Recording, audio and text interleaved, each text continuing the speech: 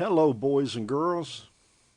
We know how to walk on dry land, but can you imagine being able to walk on water? Well, today's lesson is about a time when Jesus walked on water. One day, Jesus told his followers to get into a boat and travel to the other side of the Sea of Galilee. He stayed where he was to spend time in prayer.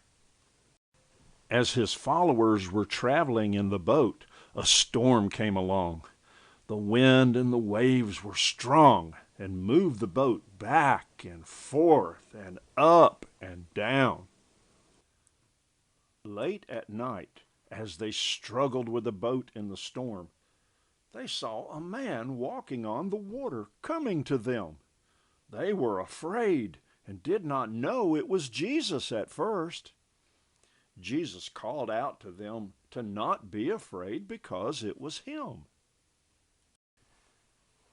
Peter called out to Jesus and asked him to let him come out of the water to be with him.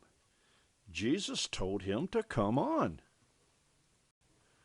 So Peter stepped out of the boat and began to walk to Jesus on top of the water. At first he was not afraid. But then Peter looked around and saw the wind and the waves and the water, and he became afraid. Then he began to sink into the water. "Help! Help!"